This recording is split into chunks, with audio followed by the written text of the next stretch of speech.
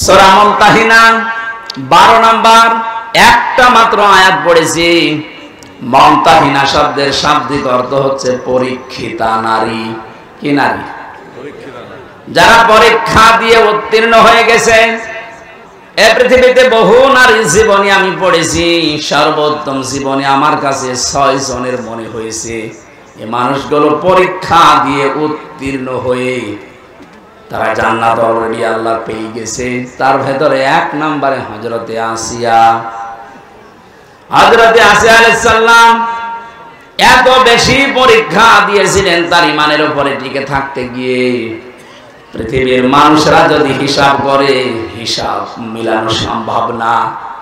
শুধুমাত্র ঈমানের উপরে টিকে থাকতে গিয়ে হাতের ভেতরে তিনি পেরেক লাগিয়ে দিয়েছে তার নিজের স্বামী। পায়ের ভেতরে পেরেক লাগিয়েছে, মাথার উপরে গরম তেল ঢেলে দিচ্ছে, কপালের ভেতরে শলাকা লাগিয়েছে। এই কঠিন অবস্থায় হযরতে আসিয়া দেখলেন আল্লাহ পাক জান্নাত জিবরাইলকে দিয়ে পাঠিয়ে দিয়েছে।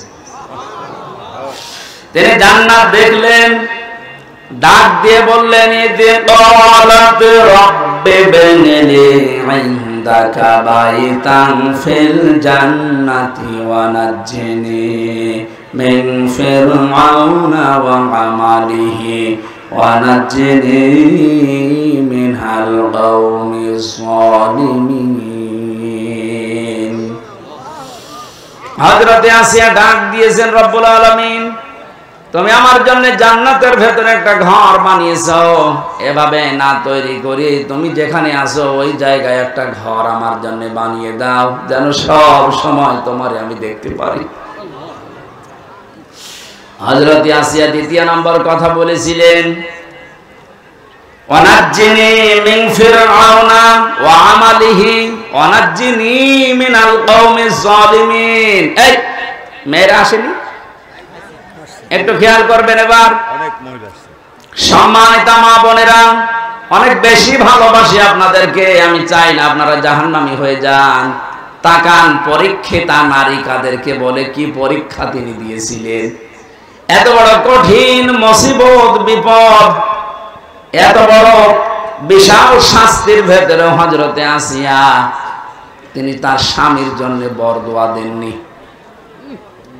তিনি বলেছিলেন, মাবুদ তুমি যা দেখতে পাচ্ছ আমার স্বামী লোক দিয়ে এরকম অত্যাচার করাচ্ছে এবং নিজে অত্যাচারে শামিল, তুমি আমাকে এই অত্যাচার থেকে বাঁচাও, কিন্তু আমার স্বামীর উপরে তুমি রাগ করো না। ও বাংলার মা বোনেরা, এদেশে পুরুষ নির্যাতন, নারী নির্যাতন করলেই মামলা হয়ে যায়, কিন্তু পুরুষ নির্যাতনের কোনো মামলা নেই। আমি জেলখানায় 3টা বছর থেকে অনেক কিছু দেখেছি। আর এখানে 100 ভাগের প্রায় 60 ভাগ লোক শুধু এই দাম্পত্য কলহ নিয়ে জেল খাটতেছে। মেয়েদের এই ছোট মনের কারণে পেরে ওঠে না, সে প্রত্যেকে কি হুজুর বলেন আর কি খেজুর বলেন। এদের এই মানুষগুলো যদি একটু মন উদার করতো, আমার মনে হয় পরিবারে আমাদের শান্তি আরো ফিরে আসতো। বাস্তব দেখেছি যে জল্লাদটা এখন আছে, আগে তো শাহজাহান ছিল, ও মারা যাওয়ার বের হয়ে মারা গেছে, এখন নতুন একজন দায়িত্ব পেয়েছে, ইলিয়াস, চট্টগ্রামে বাড়ি। লোকটাকে একদিন বললাম, ভাই কি অবস্থা বলেন তো। আমার বছর হুজুর আমার এখন 35 বছর বয়সে আমি জেলখানায় এসেছি, এর 17 বছর ছিলাম আমি সৌদি আরবে, আর আমার এখন ফাঁসির আসামি আমি। আমার যদি এখন যাবজ্জীবন হয়ে জেল খাটা লাগে, কমপক্ষে 22 বছর জেলে থাকা লাগবে। 35 থেকে 17 এরপরে 22, হিসাব করে দেখেন 74 বছর হবে। কত? 74 বছর বয়সে লোকটা জেলখানা থেকে বের হবে। খুব বড় অপরাধ করে গেছে না, পুরা জীবনে আমি শুনেছি যে কি কি করতেন। সৌদি থেকে 17 বছর পরে বের হলাম, দেশে আসার পরে বিয়ে করলাম। বিয়ে করার পরে আমার বউর সাথে আমার মায়ের মিল নেই, সব জিনিস আমি চাহিদা মতো পূরণ করেছি, কিন্তু মাকে আর ছোট বোনকে কিছু দিলে ওর মন খারাপ হয়ে যায়। দিন রাত নেই, সব সময় শুধু মনোমালিন্য, ঝগড়া। শেষ পর্যন্ত আর পারলাম না যে আমার সম্পদ আমার মাকে দেই, আমার বোনকে দেই, ওর সমস্যা কি। সংশোধন করার জন্য একটা থাপ্পড় দিয়েছিলাম, ও ছাতা গেছে মুড়ি, একটু জোরে। লাগবে না, বস।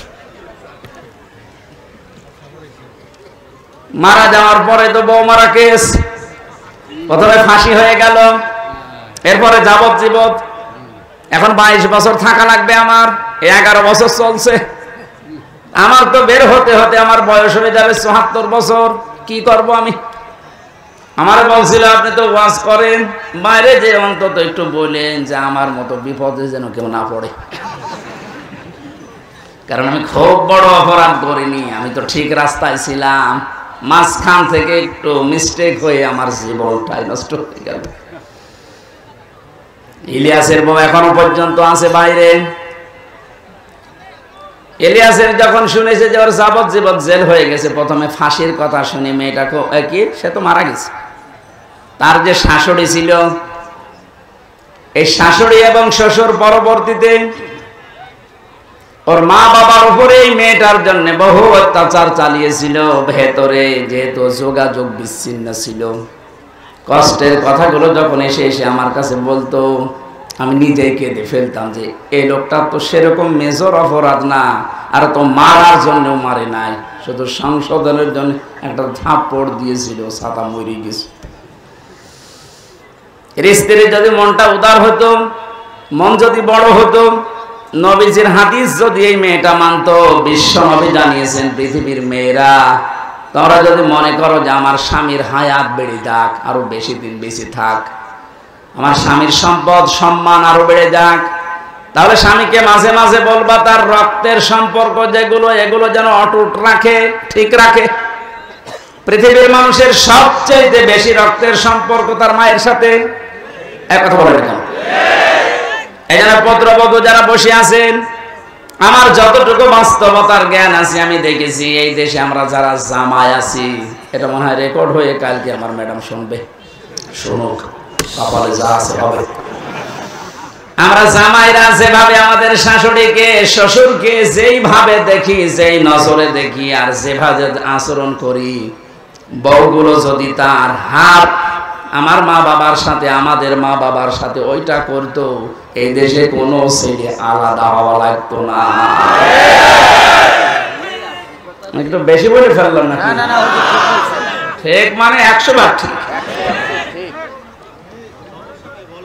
আপনি অনেকে মনে করেন আমি নামাজ পড়ি, রোজা রাখি, আমি কালো বোরকা পরে বাজারে যাই, আমি জান্নাত পাবো না। মানে কিসের জান্নাত? আপনি তো মানুষের অধিকার নষ্ট করেছেন, আপনি একটু উদার হতে পারেন না? কি করবেন আপনি সম্পদ বেশি নিয়ে? এই মেয়েটাকে খারাপ করার পেছনে ওই মেয়েটার মা আর ওর বড় বোন ওখান থেকে শুধু বুদ্ধি দেয়, তাড়াতাড়ি আলাদা হয়ে যা, আরামে খেতে পারবি।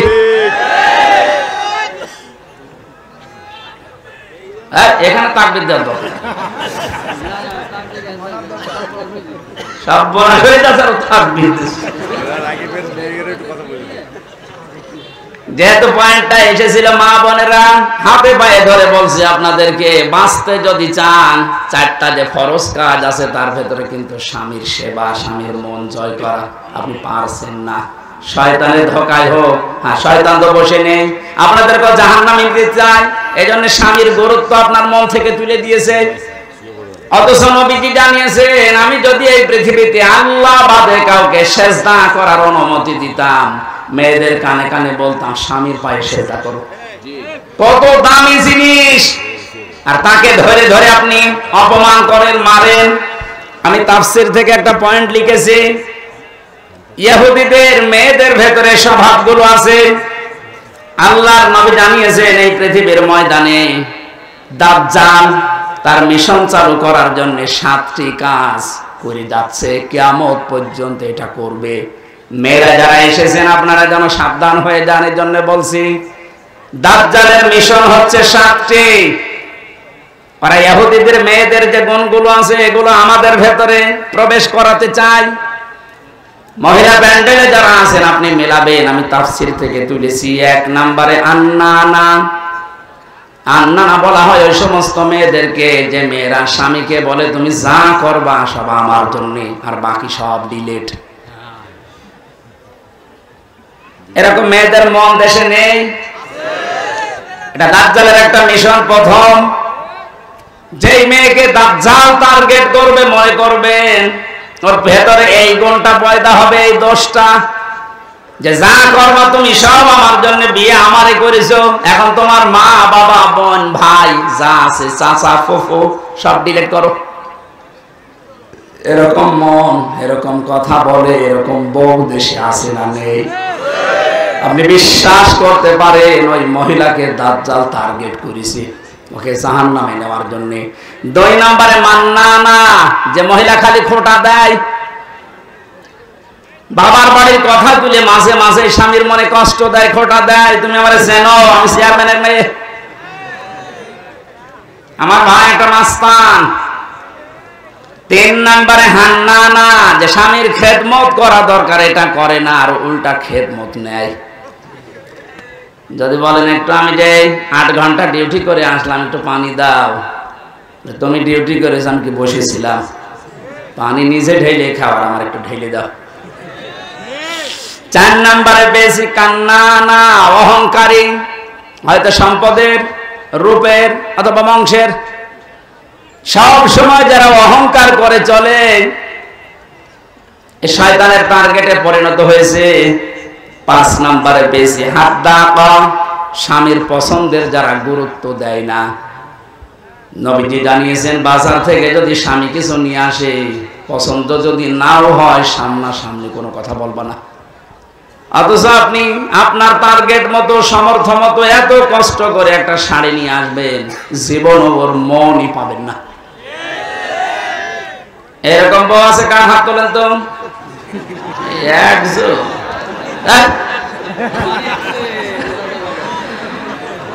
6 নম্বরে বেশি সাদ্দাকা, যারা হারামের প্রতি উৎসাহ দেয় স্বামীকে, খালি মাঝে মাঝে অন্যের তুলনা তুলে ধরে, যে কি করো, পাশের বাড়ি দেখো না, ওর বেতন তো তোমার চাইতে কম। এই যে হারামের প্রতি আপনি উৎসাহ দিচ্ছেন, লোক নবীর স্ত্রীর সাথে আপনাকে জাহান্নামে থাকা লাগবে। কথা বুঝতেছেন? নিজের চরিত্র ভালো তাতে কি হয়েছে? আপনি যদি হারাম কাজের প্রতি উৎসাহ দেন, কাউকে সাহায্য করেন, কিয়ামতে আপনি লোক নবীর স্ত্রীর সাথে জাহান্নামে থাকা লাগবে। এটা তো আমি বানালাম নাকি?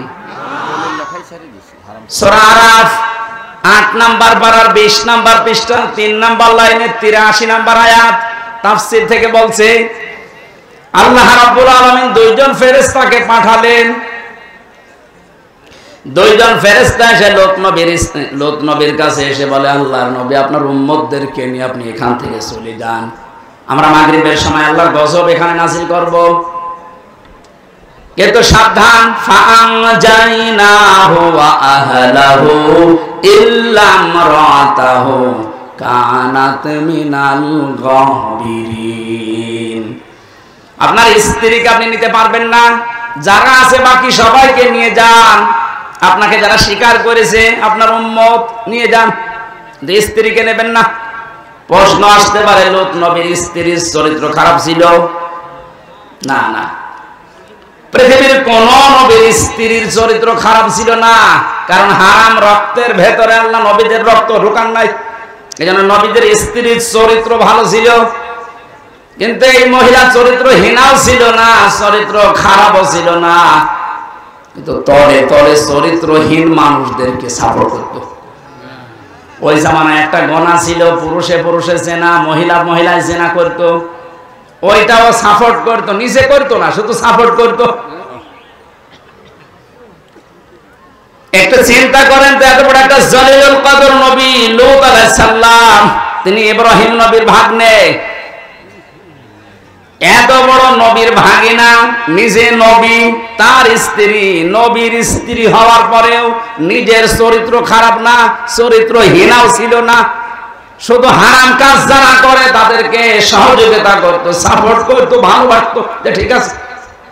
এইটা করার কারণে আল্লাহ তাকে বললেন ছেড়ে দাও, ওকে আমি জাহান্নামের, ওকে গজব নাযিল করে ধ্বংস করে জাহান্নামে দেব। আর রাজবাড়ী ফরিদপুরবাসী অনেকেই মনে করছে আমার নিজের চরিত্র তো ভালো, আমি কোনো অন্যায় কাজে যাই না, কিন্তু এমন মানুষকে সাপোর্ট করে যার চরিত্র ভালো না। এ দেশের কথা বলছি না, এক কথা বলছেন কেন? মা বোন যারা এসেছেন, হযরতে ফাতেমাতুজ জোহরাকে আল্লাহ যে দুইটা কারণে জান্নাতের নেত্রী বানিয়েছেন মেয়েদের, তার এক নম্বরে কোনো দিন তিনি স্বামীকে হারাম কাজে উদ্বুদ্ধ করেননি। না খেয়ে থেকেছেন 3 দিন পর পর, আপনি সহ্য করতে পারবেন? 3টা দিন মানে 72 ঘন্টা না খেয়েছিলেন নবীর মেয়ে, তারপরও স্বামীকে দিয়ে কোনো হারাম কাজ করতে উদ্বুদ্ধ করেননি। আর আপনার কোনো অভাব নেই, এর বড় স্বামীকে দিয়ে বাম হাতের ইনকাম করান। আজকে একটা এসপির স্ত্রী তার স্বামীর বিরুদ্ধে নিচে মামলা দিচ্ছে। সম্মানিত মা বোনেরা, আমাদের হুঁশ হবে একদিন, যেদিন আজরাইল আসবে, ওই সময় হুঁশ হয়ে আর লাভ হবে না। এখনই হুঁশ ফেরা দরকার। 7 নম্বরে বেশি বাররাকো, এটা না বলাই ভালো। হ্যাঁ, বলে আমি মায়ের খাই। বাররাকা মানে এমন স্ত্রী যে স্বামীর গায়ে হাত তোলে। এই কথা বলছে না কেন?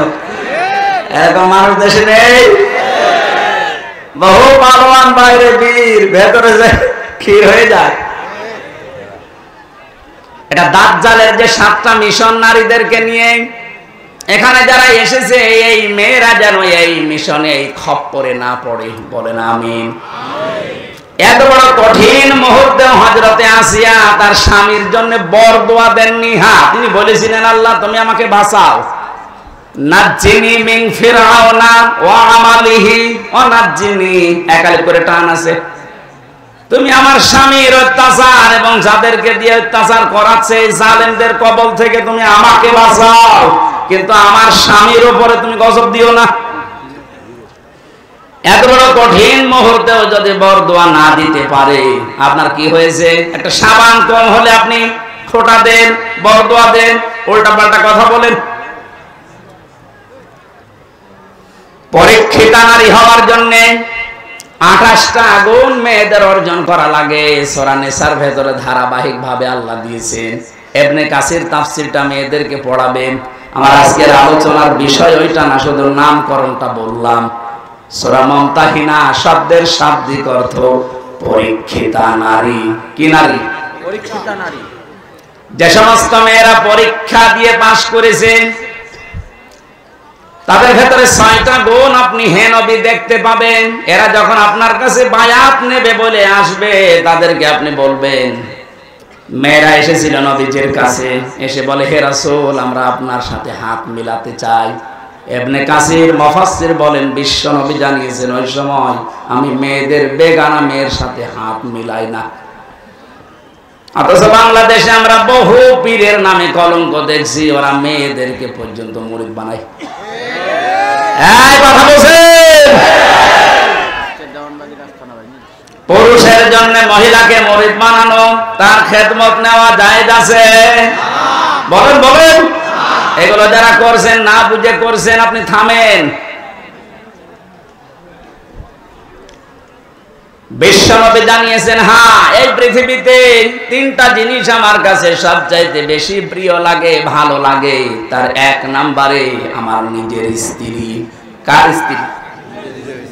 নিজের স্ত্রী। জাওজাতি, আমার নিজের স্ত্রী ভালো লাগে আমার কাছে, আমাদের কাছে স্ত্রী ভালো লাগে, তবে নিজেরটা ছাড়া অন্যেরটা। কথা বলছেন?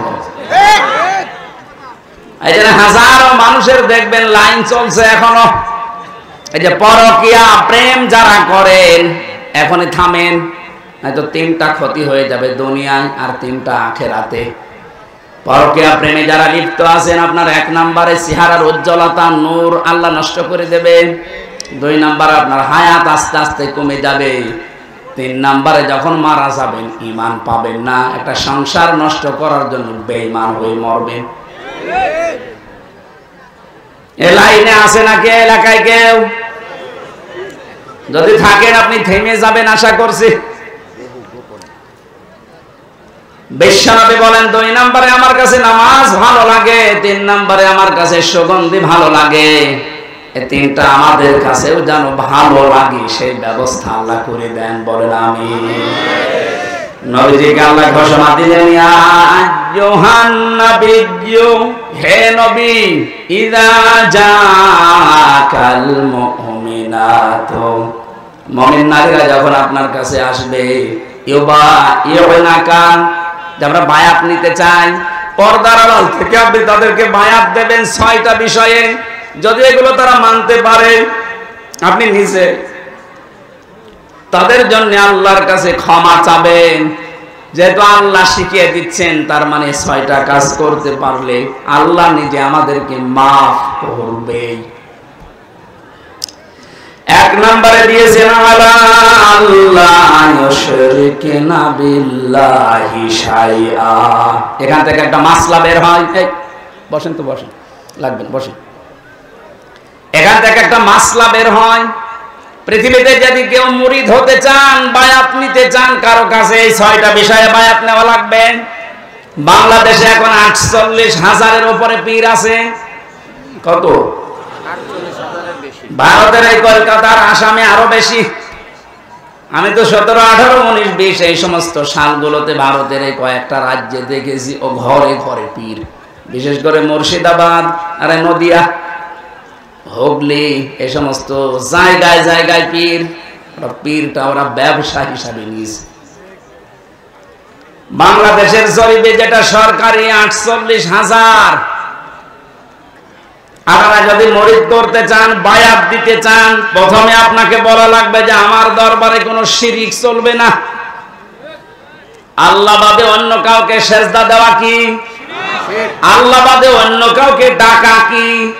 তাহলে যেই দরবারে সেজদা দেওয়া হয়, সে মানুষকে হোক, কবরে হোক, মাজারে হোক, এবং আল্লাহ বাদে অন্য কাউকে ডাকা হয়, এটা কি? আরো জোরে। এগুলো যে দরবারে হচ্ছে, এখানে মুসলমান যেতে পারে? যাচ্ছে না? আশা করছি আপনি থামবেন। আপনি বায়াত যদি নিতে চান, এমন দরবারে যাবেন যেখানে গেলে প্রথমে বলে শিরিক করা যাবে না। শিরিক কি? না। পড়া কোরআন শরীফের ভেতরে আমি 4 প্রকার শিরিক পেয়েছি প্রধানত। শিরিক বিল জাত, শিরিক বিল সিফাত, শিরিক বিল ইখতিয়ারা, শিরিক বিল হুকুক। এ প্রত্যেকটা আবার 4 প্রকার করে আছে। 4 4 16 প্রকার। এটা আবার প্রতিটা 4 প্রকার করে আপনি 48 প্রকার পাবেন। এরপরে 72 প্রকার, এরপরে 120 প্রকার দেওয়া আছে। তাফসীরে হাক্কানি খোলেন, শিরিক 120 প্রকার পয়েন্ট আকারে দিয়েছে। এতগুলো শিরিক যদি এখন পয়েন্ট আকারে একটা একটা করে বলতে যায়, সব লিখেছি, সময় যাবে আর গরমে আমারও সহ্য হচ্ছে না। এই জন্য খুব তাড়াতাড়ি করছি। এগুলো একটু পড়ে নেবেন যে শিরিক আল্লাহ যেটা পারে ওটা অন্য কেউ পারে, এটা বিশ্বাস করার নাম শিরিক। এক কথা বলেন। আইন তৈরি করতে পারে শুধুমাত্র আল্লাহ, এটা অন্য কেউ পারে বিশ্বাস করে যদি কেউ কাজ করে, সেও মুশরিক। এটা নেই 53 বছর তো চললো, আমরা দেখলাম। বাবা চালিয়েছিল, স্বামী চালিয়েছিল, চাচাও চালিয়েছে 9 বছর, বউ চালিয়েছে অনেক দিন, ভাবিও চালিয়েছে, সবাই চালিয়েছে মানুষের তৈরি করা নিয়ম নীতি আইন কানুন দিয়ে। এটার সাথে দ্বিমত আছে? বলেন বলেন। 53 বছরের কাঙ্ক্ষিত মানের শান্তি আপনি দেখলেন কেমন? এখন তো শুধুমাত্র দেখতে বাকি আছে এই কোরআন দিয়ে দেশ চললে কেমন দেখা যায়।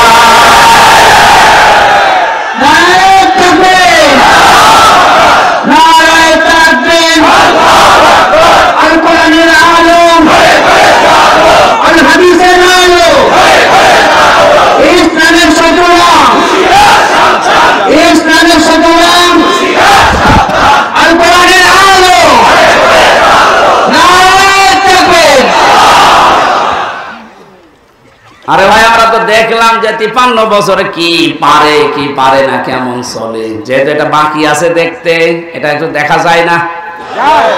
দেখে তো আল্লাহর কোরআনের 500 আইন দিয়ে ইউনিয়ন থেকে শুরু করে সংসদ ভবন পর্যন্ত যদি চলে তো কেমন দেখা যায়। আল্লাহ জানিয়েছেন ওটা আমি মিনি জান্নাত বানিয়ে দেব। এটা যেহেতু চর্মচোখে আমরা দেখে মরতে পারি, বলেন আমিন।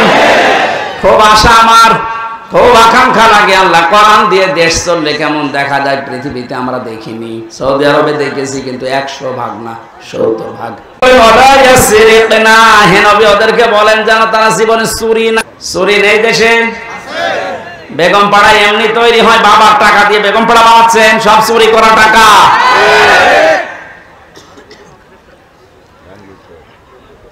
এই যে প্রশাসনের উপরে যাদের রাগ আজ, আমি তো বাস্তবে দেখেছি ওদের সাথে মিশে, মাত্র কয়েকজন উপরে এই শয়তানরা এত কামিয়েছে, এত চুরি করেছে, এখন আর এই মানুষগুলো রাস্তায় বের হতে পারছে না ওদের কারণে। আজকেও কয়েকটা লাইভ দেখেছি, এসআই এবং এএসআই কনস্টেবল সাধারণ যারা ডাক দিয়ে বলছে আমাদের নিজেদের অপরাধের জন্য যদি শাস্তি দিতে চান আমাদের দেন। আমরা তো হুকুমের দাস ছিলাম, উপর থেকে যে মানুষগুলো আমাদের জীবনটা এভাবে নষ্ট করে দিল, আজ আমরা স্বাভাবিক জীবনে যেতে পারি না। অবশ্যই তাদেরকে আইনের আওতায় এনে শাস্তি দেন এবং ওদের সম্পদগুলো সব বাজেয়াপ্ত করেন। আমরা এটা চাই। বিশেষ করে এই যে মনিরুল, আমি নাম ধরে বলছি কারণ আমি ছিলাম কাউন্টার টেররিজমের এই মনিরুল, আসাদুজ্জামান, ডিসি মান্নান, হারুন তো শেষ হয়ে গেল, যে কয়টা আছে এদের সম্পদগুলো আজ নেন, কারণ এগুলো একটা এদের বাবার সম্পদ না, সবগুলো জনগণের সম্পদ। আপনি বেতন কয় টাকা পান আমি জানি না, আমার দোলা ভাই তো আছে, ওর সংসার চলে না, আমার বাবার কাছ থেকে আরো টাকা নেই। যশোর থানায় আছে, সেও তো এসআই, কই তার তো বেতন চান, তার 2টা ছেলে মেয়ে নিয়ে সংসার চলতে চায় না, আমার বাবার কাছ থেকে টাকা নিয়ে চলা লাগে। তোমার বেতন নাই, তার চাইতে ডবল হইল না, হচ্ছে না। যে মানুষগুলো আছে সাধারণ মানুষকে উল্টা পাল্টা ধারণা না করে উপরে যাদের নির্দেশে এগুলো হয়েছে বা হচ্ছে, বিশেষ করে চুরিদারি, এই অবৈধভাবে ইনকাম করা, এদের এই টাকাগুলো সব এখন রাষ্ট্রের কোষাগারে জমা নেই। যদি না দেয় ওদের বউ ছেলে মেয়ে যেগুলো হারাম খেয়ে খেয়ে মানুষ হয়েছে ওগুলো রাষ্ট্রের কাজে লাগান, ওদেরকে বিক্রি করে টাকা নেই।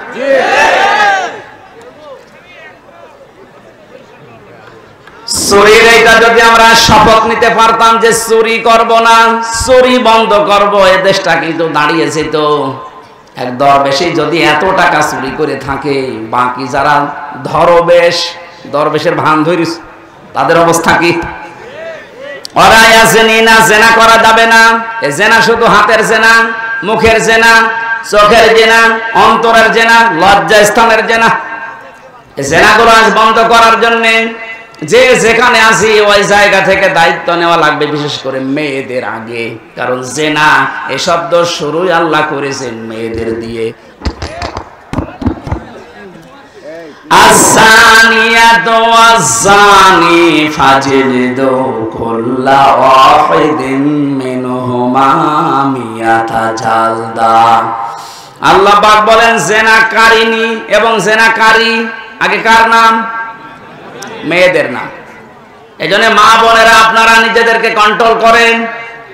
এই মোবাইলটা, এই ফেসবুক এবং কম্পিউটার, এই সমস্ত জিনিস দিয়ে আজ মানুষ জেনার লাইনে এগিয়ে যাচ্ছে। আগে হ্যালো হ্যালো, এরপরে শেষ পর্যন্ত লজ্জা স্থান দিয়ে শেষ হয়।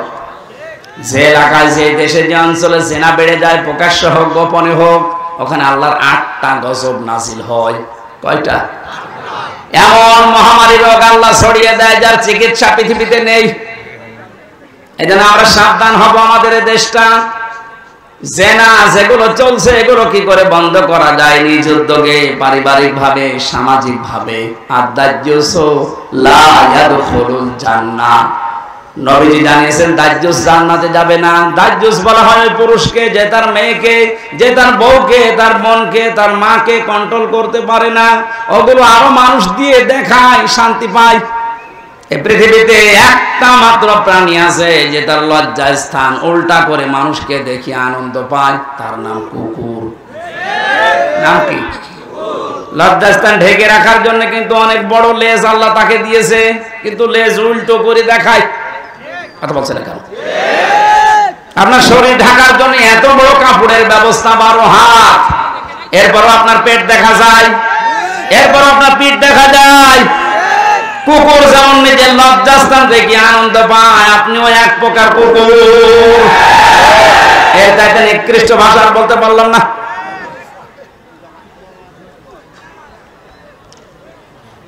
আশা করছি আপনি থামবেন। একটা মহিলা যদি বেপরদা আছে না এই সমস্ত করার কারণে জাহান্নামী হয়ে যায়, কমপক্ষে 4 জন পুরুষ কিয়ামতের সঙ্গে নিয়ে যাবে।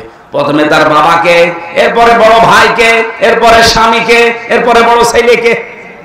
আপনি বলেন তো, এক একজন মহিলা যেভাবে চলছে আজ, এভাবে যদি চলতে চলতে ওরা জাহান্নামে যায়, আমাদেরকে যারা 4 জনের নাম বললাম, হয়তো আমি কারো বাবা, নাই স্বামী, নাই বড় ভাই, নাই বড় ছেলে, জান্নাত পাওয়া সম্ভব হবে? এই জন্য কন্ট্রোল হবে। জেনার পরিবেশগুলো বন্ধ করা দরকার আস্তে আস্তে।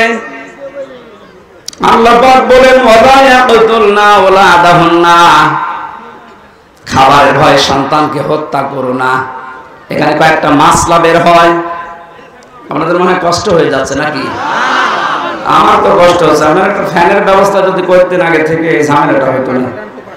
এখন ওইভাবে হয়, মানুষ একবারে একদিন দাঁড়িয়ে দাঁড়িয়ে বাতাস দিবে। ওর জীবন না, ওরে বাতাস দিয়াবেন, ফ্যান দিলে প্রথমে থেকে ভালো হতো। ওয়ালা ইয়াতিনা বিবহতানিন ইয়াফতারিনাহু বাইনা আইদিহিন্না, জেনে বসে কোন মানুষ যেন একজনের উপরে অপবাদ চাপিয়ে না দেন, এই সিদ্ধান্ত নিয়ে, এই বায়াত নিয়ে আমার কাছে আজকে থেকে যান। এই গোনাটা বাংলাদেশ সহ বিশ্বে এখন বহু জায়গায় আরম্ভ হয়েছে। কিচ্ছু জানে না যে লোকটা, আন্দাজে তার উপর একটা অপবাদ দোষ চাপিয়ে তার জীবনটা ধ্বংস করে দেওয়া হচ্ছে। কথা বলে ঠিক কিনা? বহু ভুক্তভোগী মানুষকে আমি জেলখানায় পেয়েছি, একেবারে নিরপরাধ, কিচ্ছু জানে না ও বিষয়ে, আন্দাজে দোষটা চাপিয়ে তার সংসারও শেষ, তার জীবনটাও শেষ করে দিলেন। এই গোনা আপনি মাপ পাবেন না। অপবাদ দেওয়া থেকে আমাদের বিরত থাকা লাগবে। খুব মারাত্মক অপরাধ এটা, অপবাদ। 6 নম্বরে আল্লাহ বলেন ওয়ালা ইয়াসিনাকা ফি মা'রুফিন ফাবাইহুন্না, কোন ভালো কাজ যদি আপনি আরম্ভ করেন, সেই কাজের বিরোধিতা যেন আপনার সাথে না করে। এখানে আমরা কোনো ভালো কাজে আঞ্জাম দিলে দল মত দেখা যাবে না, ওই কাজে আঞ্জাম দেওয়া লাগবে। আজকে কোরআন প্রচার হচ্ছে বিনা দ্বিধায় নির্দ্বিধায়, কোনো পারমিশন লাগছে? কোনো ঝামেলা আছে? এই ভালো কাজে আমাদেরকে সাহায্য সহযোগিতা করা, যতটুকু পারা যায় এগিয়ে আসা লাগবে। এই 6টা কাজ যদি কারো ভেতরে পরিপূর্ণ এসে যায়, আল্লাহ পাক বলেন নবী ফাবাইহুনাকা ফাবাইহুন্না, এই 6টা গুণ যারা অর্জন করে তাদের বায়াত আপনি গ্রহণ করেন। আর আমি আল্লাহর কাছে তাদের জন্য বলেন ওয়াস্তাগফির লাহুন্নাল্লাহ, আল্লাহ তুমি এদেরকে মাফ করে দাও। ইন্নাল্লাহা গফুরুর রহিম, অবশ্যই আমি আল্লাহ ক্ষমাশীল দয়াবান। জোরে বলো সুবহানাল্লাহ। এই 6টা গুণ আমি সহ যারা এসেছি আমাদের বাস্তব জীবনে আল্লাহ যেন মেনে চলার তৌফিক দেন। পারিবারিক জীবন নিয়ে যে কথাগুলো বলছিলাম, ওগুলো আমি বই আকারে জেলের ভেতরে লিখেছিলাম, যে পারিবারিক জীবনে দাম্পত্য কলহ এবং এর সমাধান করার জন্য যে 77টা বিষয় লাগে, যেগুলো ড্রাইভারের কাছে আছে, আপনার মেয়ের জন্য, বউয়ের জন্য, ফুফুর জন্য, বোনের জন্য, মায়ের জন্য নিয়ে যাবেন, ওদেরকে পড়াবেন, পারিবারিক জীবনে শান্তি ফিরে আসবে ইনশাআল্লাহ। কারণ হাজারো মানুষ এই পারিবারিক জীবনে আজ জেল খাটতেছে। আল্লাহ আমাদেরকে এই 6টা গুণে গুণান্বিত হওয়ার তৌফিক দান করুন, আল্লাহুম্মা আমিন। লা ইলাহা ইল্লা আনতা সুবহানাকা ইন্নী কুনতু মিনাজ জালিমিন। আল্লাহ তাআলা প্রচন্ড গরমের ভেতরে চাতক পাখির মতো তোমার বান্দারা কোরআনে কারিমের কথাগুলো শুনছিল। যতগুলোই শুনেছি আল্লাহ আমাদের জীবনে আমল করার তৌফিক দাও। আমার শরীর মারাত্মক অসুস্থ, আমি যেতে পাচ্ছি, কথা বললে কণ্ঠে আমার ব্যথা করে।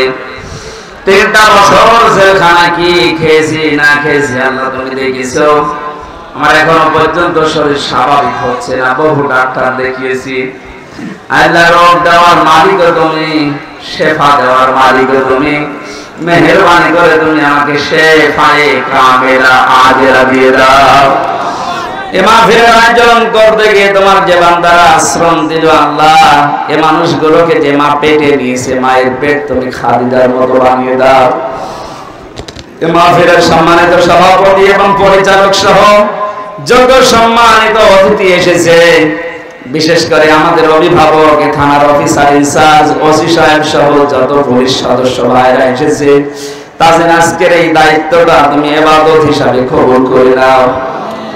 নিজের স্ত্রী পুত্র সন্তানাদি বাবা মা ছেড়ে যারা দেশ এবং দেশের দায়িত্ব পালন করে বাংলার বিভিন্ন প্রান্তে, বাংলার এই প্রশাসনের উপরে তোমার রহমত নাযিল করো আল্লাহ।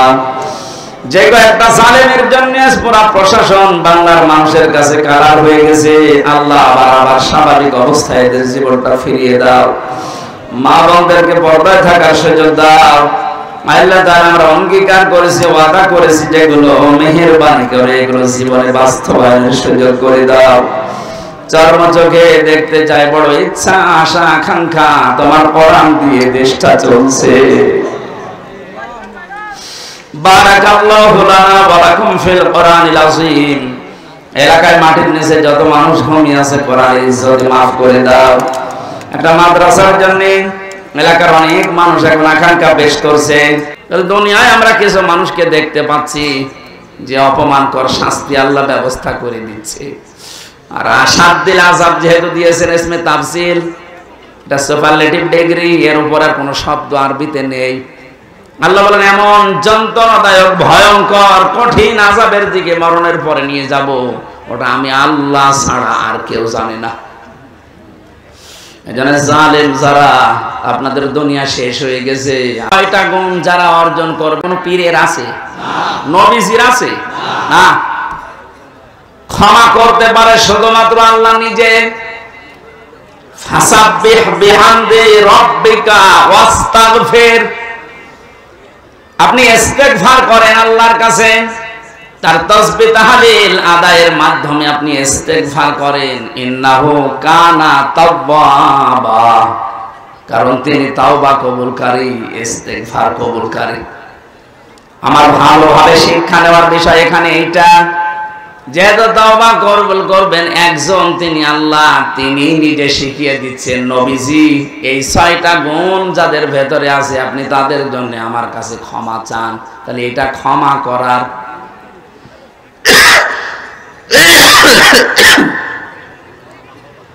আয়াত থেকে বোঝা যাচ্ছে আল্লাহ এই 6টা গুণ বিশিষ্ট মানুষদেরকে ক্ষমা করবেন বলে জানিয়েছেন। আমাদের এখন বুদ্ধিমানের কাজ হবে এই 6টা গুণ দুনিয়া থেকে অর্জন করে তারপরে বিদায় নেওয়া। কথা বলেন না কেন? আসুন আমরা দেখি আমাদের ভেতরে এগুলো আছে কিনা।